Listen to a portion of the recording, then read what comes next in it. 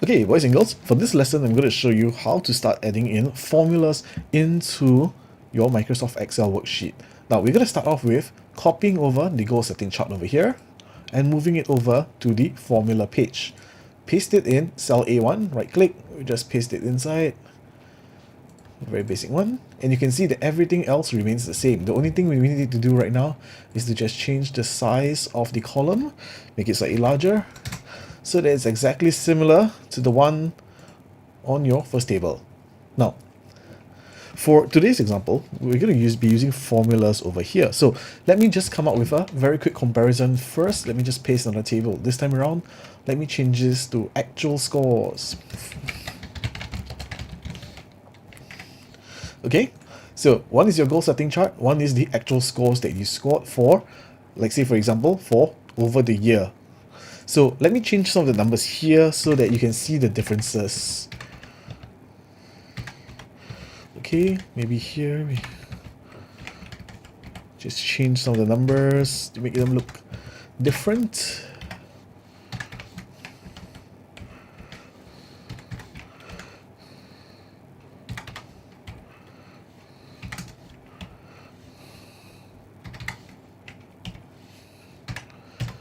Okay, now you can see that there are differences between the numbers. So what you can do is that you can use formulas to do a cross comparison with it.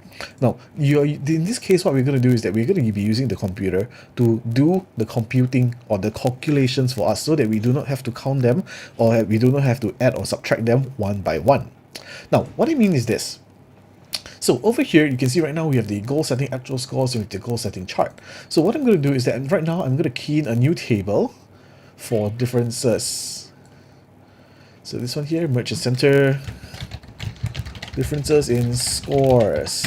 So now we're going to do a cross comparison between the goal setting chart and the actual scores. So let me just draw out the table first. Right click, format cells, go to outline and insight like this. Then same thing, I'm going to change the cell width to slightly larger so it's easier for us to look at it. Now, once we have this, the most important thing, let me just copy this over first. Copy this over. Copy this over. Great. Now, the most important thing to note about formulas is that formulas always start with an equal sign at the beginning. Let me just show you.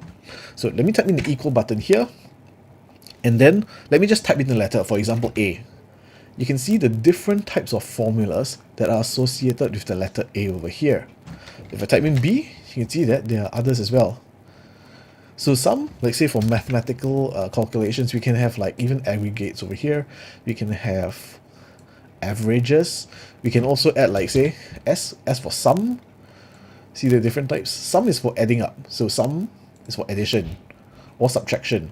Now, another way of doing this is to physically add in a formula. For example, in lesson 1, I mentioned that each cell has their own formula. For example, this time around, if we want to find out the differences, we just take the scores like English term 1, we minus it away from English term 1 over here in the goal setting chart.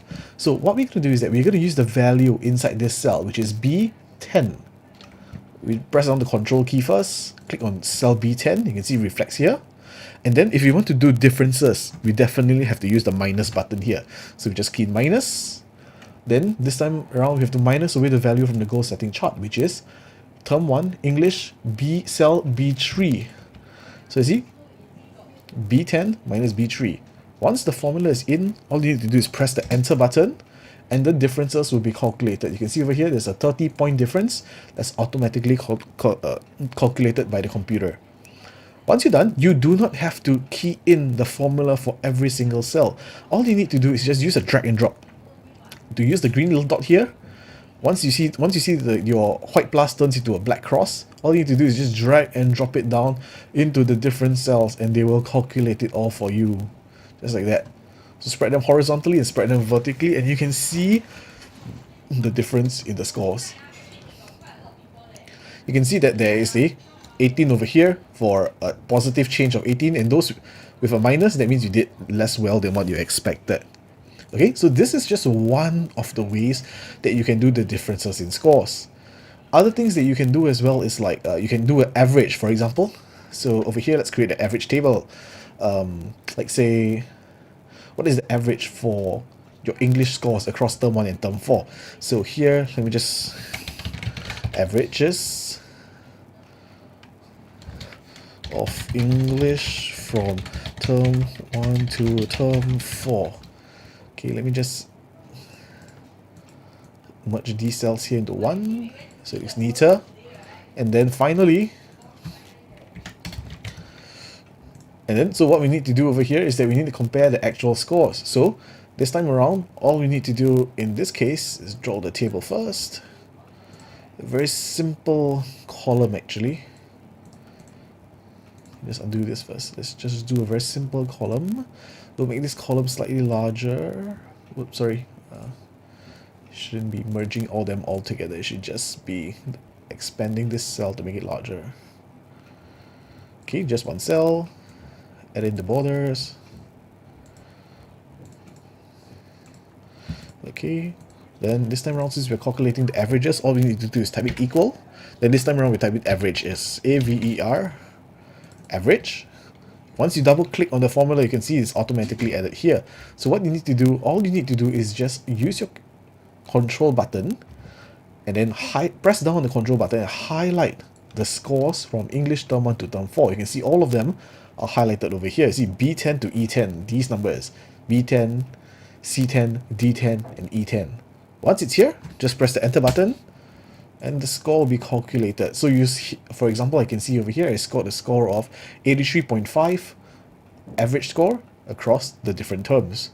I can do the same, highlight it down, you can see how well I did for each of the subjects over the different terms. So in this case, it's not English anymore. Averages of scores from term 1 to term 4. And just like that, you can create another table. It's just as simple there. Now, why are these formulas important? Why are we teaching you this in primary school? Okay, now, this is because when you go out to the working world, or when you start doing advanced calculations, you will not have the time to do everything yourself. Like say for example, shopping lists, tables, numbers. Many of your parents actually deal with Excel worksheets every day, especially when they're dealing with finances. So one thing to make their life easier is that all these calculations can be done automatically. So your parents don't have to be there, or you don't have to be there, calculating the numbers one by one. And so this is what we are doing. This is what we're teaching you so that you will understand a little bit better about what's going on for Microsoft Excel, because these are the tools that you will be using in the future. Okay, now we've come to the end of lesson 2. In lesson 3, I'm going to show you how to use all these tables and numbers that you've created so far to plot your own graphs.